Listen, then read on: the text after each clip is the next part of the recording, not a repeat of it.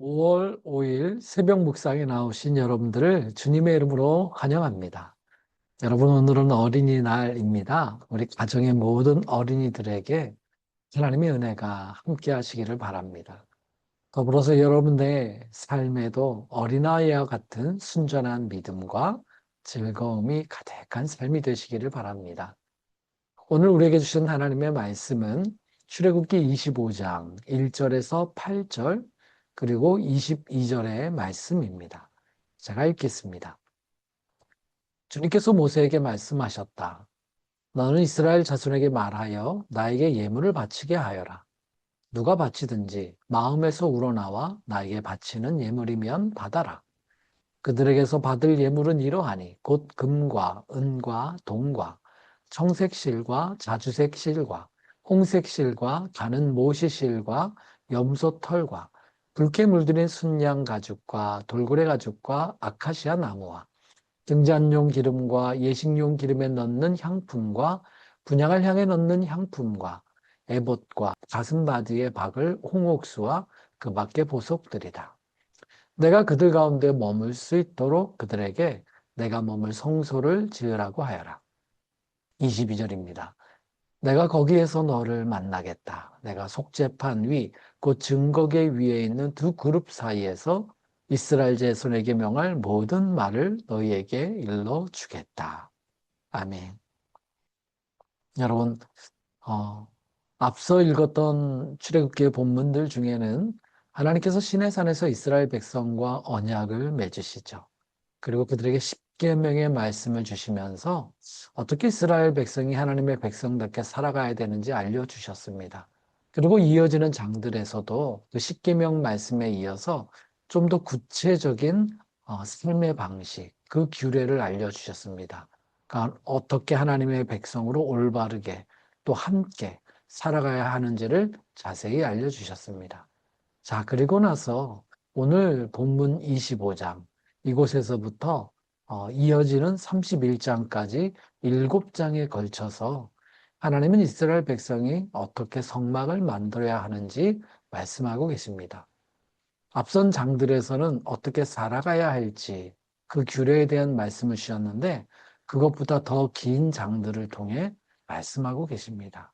왜 그럴까요? 실은 앞서 말씀하신 그 규례들, 그 말씀들, 그것을 지킬 수 있는 이유와 힘, 그 거룩하고 의로운 열정과 힘은 실은 오직 하나님을 지속적으로 만남을 통해서 나올 수 있기 때문이죠. 그리고 그 하나님과의 만남의 장소, 그 마음이 새롭게 되는 그 장소, 다시 은혜와 용서와 회복과 힘을 얻는 그 장소가 바로 이 성막, 하나님과 만남의 장소이기 때문에 하나님은 실은 이 성막을 짓는 것에 더 많은 장을 할애하고 있습니다. 그래서 오늘 8절 말씀에 보면 하나님은 이 성막을 짓는 이유가 무엇인지 말씀하시죠. 이렇게 말씀하셨죠. 내가 그들 가운데 머물 수 있도록 그들에게 내가 머물 장소를 지으라. 이렇게 말씀하셨습니다. 여러분, 하나님은 실은 그런 성소가 굳이 필요한 분은 아니시죠.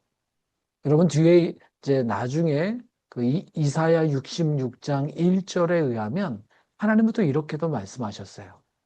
주님께서 이렇게 말씀하신다. 하늘은 나의 보좌요, 땅은 나의 발 받침대다. 그러니 너희가 어떻게 내가 살 집을 짓겠으며 어느 곳에다가 나를 쉬게 하겠느냐.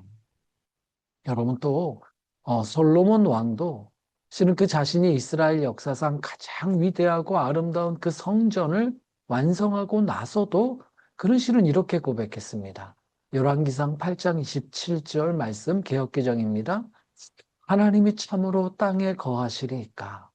하늘과 하늘들의 하늘이라도 주를 용납하지 못하겠거든 하물며 내가 건축한 이 성전이오리까.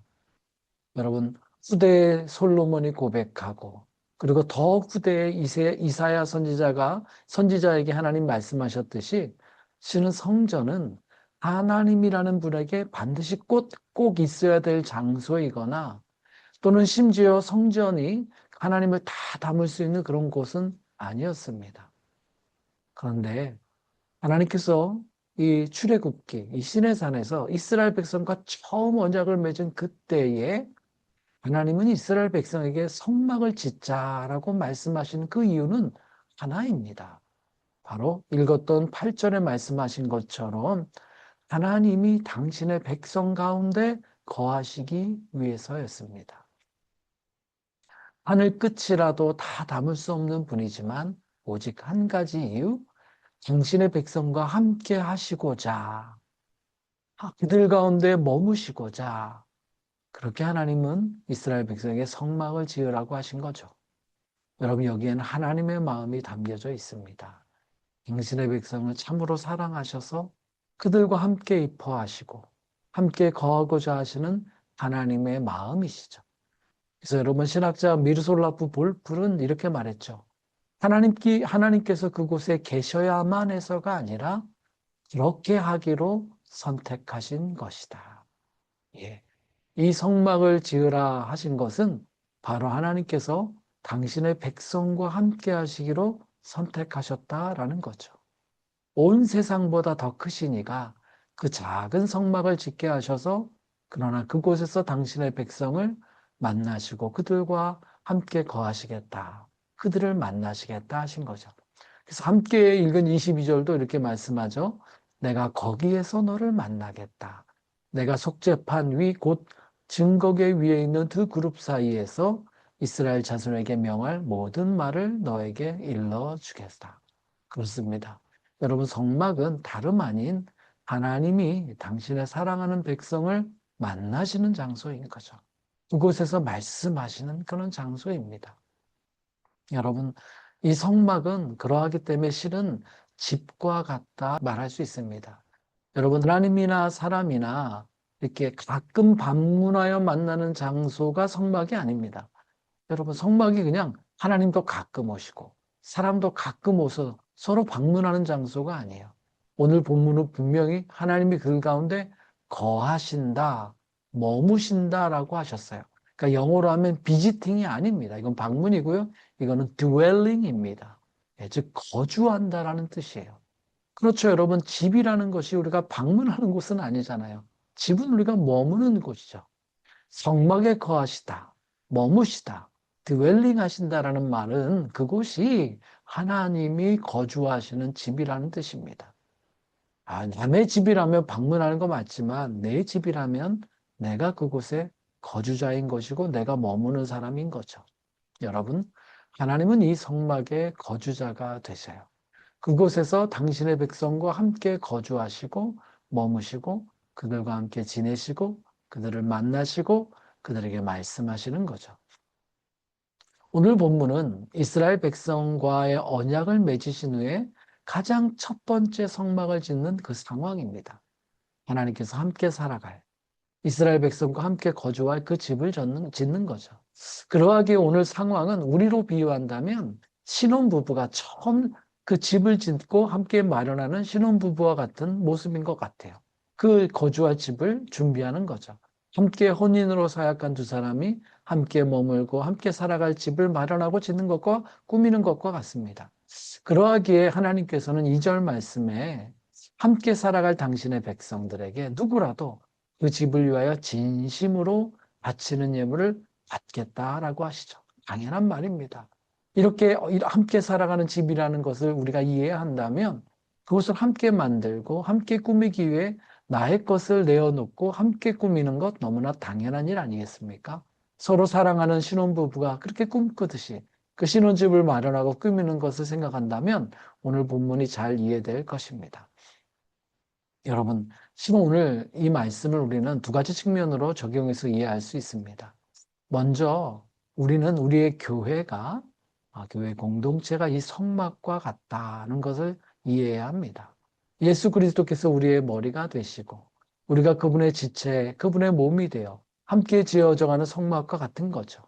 우리는 주님을 만나고 그곳에서 주님과 함께 동행하고 주님과 함께 거하시는 곳, 그곳으로 우리 교회 공동체를 이해해야 됩니다. 그저 건물로서의 교회 건물이 아니라 주님께서 우리 가운데 함께 거하시고 만나시는 또 말씀하시는 그러한 공동체, 그렇게 주님의 거주지로서의 교회 공동체로 이해해야 됩니다. 그렇기 때문에 여러분, 우리는 교회를 방문하는 것이 아니에요. 주는 우리가 교회인 것이고요. 주님께서 우리 가운데 거하시는 것이고요. 우리 가운데서 주님께서 함께 거하시고 이야기를 나누시고 마음을 나누고 주님의 말씀 우리가 서로 함께 거하며 듣고 하는 겁니다. 그러므로 교회는 오늘날 하나님의 집, 하나님의 머무시는 곳, 그것이 바로 교회 공동체죠. 두 번째 또 우리가 오늘 말씀을 적용하여 이해해야 될 것이 있다면 바로 우리 자신입니다. 신 우리의 자신이, 특별히 우리의 몸으로 살아가는 우리의 몸이 하나님의 거하시는 성전입니다. 신약성경 고린도전서 3장 16절에 이렇게 말씀하세요. 여러분은 하나님의 성전이며 하나님의 성령이 여러분 안에 거하신다는 것을 알지 못합니까? 여기서 이제는 우리가 하나님의 성전이라고 하고요. 또 하나님의 성령이 우리 안에 거주하신다 말씀하고 있습니다. 여러분, 우리가 하나님의 성전이라는 것, 구체적으로 우리의 몸으로 살아가는 삶을 의미합니다.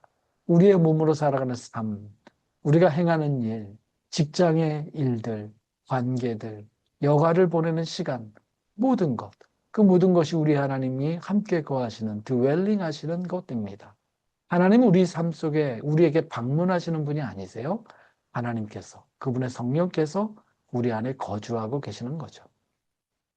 오늘 이스라엘 백성과 첫 번째 언약을 맺으시며 가장 먼저 이 땅에 첫 성소를 지으라 하신 주님은 이제 예수 그리스도 안에서 하나님의 백성이 된 교회와 또 그들의 성도된 우리들, 나 자신 속에 주님이 거주하고 계십니다. 한마디로 우리 자신, 나 자신의 삶 속에 하나님은 거주하기로 선택하셨고 함께하고 계시다라는 것을 우리가 잘 이해했으면 좋겠습니다. 이 말씀을 통해 오늘 우리는 우리 자신을 그리고 우리 존재를 다르게 보게 됩니다. 나라는 존재가, 내 삶이 하나님이 함께 거주하시는 곳, 그분의 성전, 그분의 dwelling place, 그분의 거주하시는 곳 있죠. 그 자체가 축복 아닙니까? 그것 자체가 blessing입니다. 감사한 일이고 너무나 거룩한 일이 나에게 일어난 거죠. 여러분 오늘 하루도 그 거룩하고 감사함을 잘 지켜나가시기를 바랍니다. 함께 기도합시다. 주님, 우리 안에 거주하심에 감사합니다. 주님, 날마다 살아가며 주님을 만나기를 원합니다. 주님과 동행하기를 원하고 주님과 함께 호흡하기를 원하고 이 세상을 주님과 함께 살아가기를 원합니다.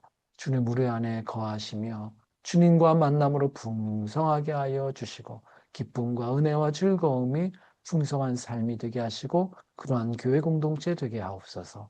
예수님 이름으로 기도합니다. 아멘.